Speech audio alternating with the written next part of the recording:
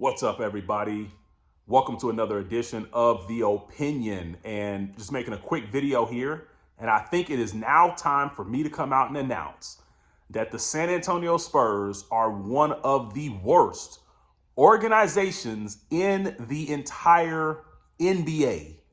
Bottom 3 to 5 organization in the entire NBA. I'm going to break it all down here.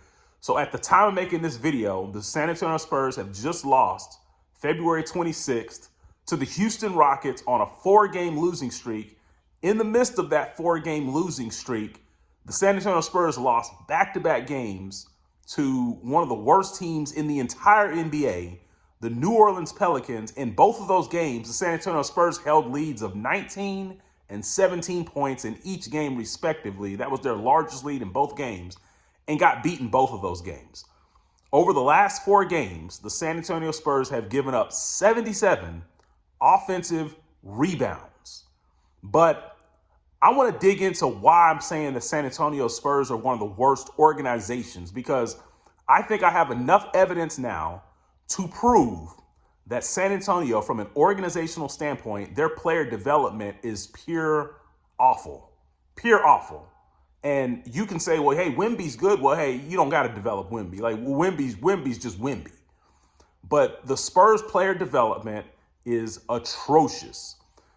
And what I mean by that is that when players over the last 5 years have played for the Spurs, why is it that players tend to get better when they go elsewhere? If you don't believe me, just go look at the stats for yourself.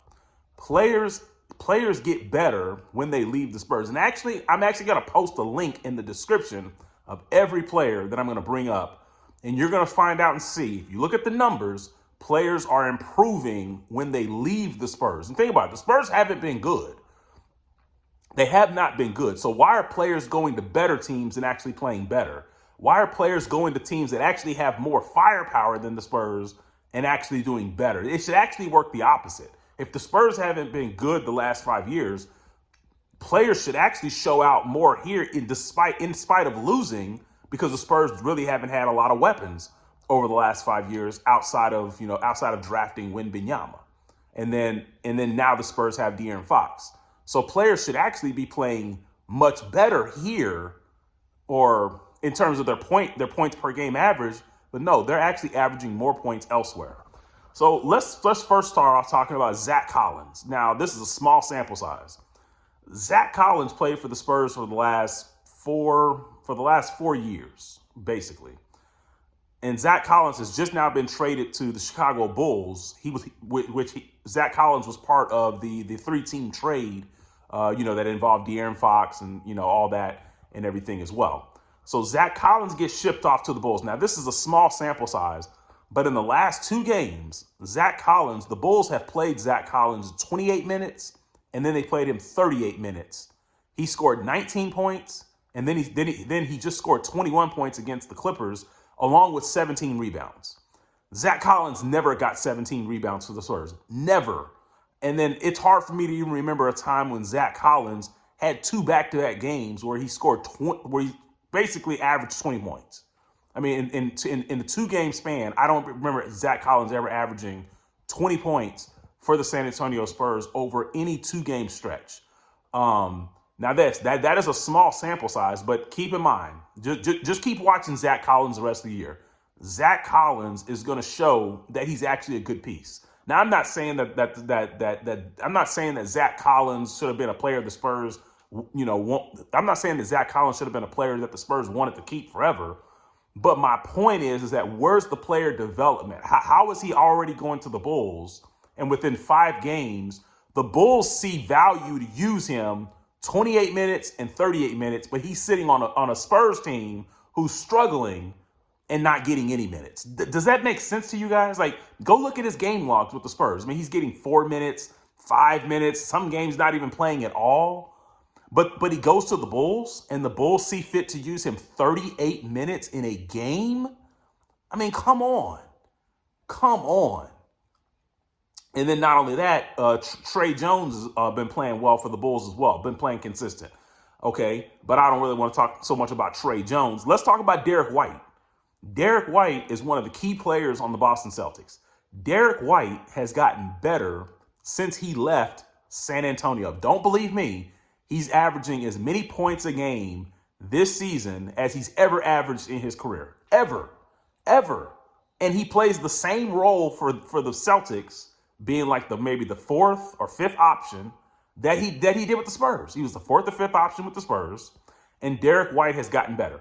In fact, I'm going to tell you that Derek White, his value was so low coming out of San Antonio when he was traded to the Celtics for Josh Richardson. You can go, if you don't believe me, go look at the responses on Adrian Wojnarowski's tweet whenever Derek White got traded to the Celtics for Josh Richardson. And a lot of Celtics fans at that time believed that a lot of Celtics fans were questioning what the Celtics were doing. They're like, hey, you're getting rid of Josh Richardson for Derek White? What are you doing? I'll bet you that most of those Celtics fans do not feel that way now. And the reason they were saying that, they had, I guess what I'm saying is, at that point in time, they had a right to feel that way. They had a right to feel that way because of what they had seen from Derek White. Didn't look like a player that had much value. Didn't look like a player that was going to be able to come in and really help you that much based off what he was doing in San Antonio. But the second he leaves and goes up to Boston, he's playing as good a ball as he's ever played in his entire career. So I have to question, where's the Spurs player development? What happened to the development that the Spurs used to have as an organization? DeJounte Murray played okay. I mean, actually, he played pretty good with the Spurs. He's probably the last player the Spurs actually developed positively. But DeJounte Murray goes to the Atlanta Hawks. He plays better with the Atlanta Hawks than he did with the Spurs. DeMar DeRozan was averaging about 25, 26 points a game with Toronto. He comes to the San Antonio Spurs, averages about as low a points as he's averaged in any of the last 7 years. And then he leaves, goes to Chicago. Now he's playing with Sacramento, playing much better for both of those organizations than he ever did for the Spurs. Another player, Jakob Poeltl. You guys remember him? Jakob Poeltl is averaging more points right now with the Toronto Raptors than he ever did for the Spurs. Jakob Poeltl is playing a lot better as a basketball player than he ever did for the Spurs. Now think about that. Jakob Poeltl. When the trade deadline came, Jakob Poeltl's name kind of got thrown out in some trade discussions about teams who were seeking a big man, possibly needing him. Now, when Jakob Poeltl played for the Spurs, his value was so low that people looked at him and was like, that's not a player that I would take. But they're not saying that now because his value has went up. He's playing better when he's not with the Spurs. This isn't hard to figure out, folks. The Spurs organization, they're living on reputation only. Like, the reputation used to be, from an organizational standpoint, the Spurs were the best in the business to do it. They knew how to develop players. They knew how to draft players. And they knew how to take players that nobody else wanted and develop them and make them as good as they can be. And the Spurs were not a team that they really were not into trading for players. They basically just took the players they had and made them better. That's not the San Antonio Spurs now. I mean, look at guys like De'Aaron Fox. 3-point percentage wise, he's had his worst 3-point month of the season. So you can go all the way back to when he played with the Kings. So if you go on ESPN, look at De'Aaron Fox's splits. The splits break down all the stats. It gives you month by month. It gives you anything you want to know. If you're in analytics, that is the analytic portion of anybody's stats. De'Aaron Fox in the month of February, because he played for the San Antonio Spurs virtually all February. De'Aaron Fox shot his worst 3-point percentage in the month of February. You look at the last 3 games, a player of De'Aaron Fox's stature, he's played awful for the San Antonio Spurs. Awful. Now, why is that? Why is that? I'm telling you, the Spurs organization is broken. If you're an NBA player, you can't rely on the Duncan days and the reputation that the Spurs have had. You have to look at things and how they've transpired over the last 5 years.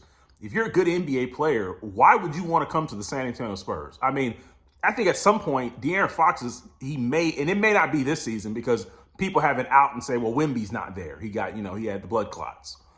But I think at some point, if the Spurs don't make a change with head coaching and their player development, if De'Aaron Fox is going to look up and he's going to be asking, why in the heck did he even want to come to San Antonio? He's going to be back in the news saying, I want out again. Because players are getting worse when they play for the organization that is the San Antonio Spurs. This is not a secret. You got Spurs fans talking about they want to trade Keldon Johnson. They want to trade Devin Vassell.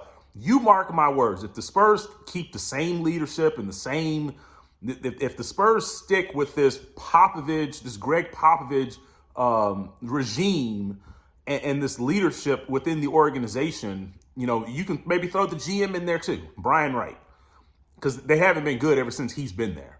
But if the Spurs keep this same player development regime that is the Popovich regime, if they trade Keldon Johnson and Devin Vassell, they will go elsewhere and they will play so much better.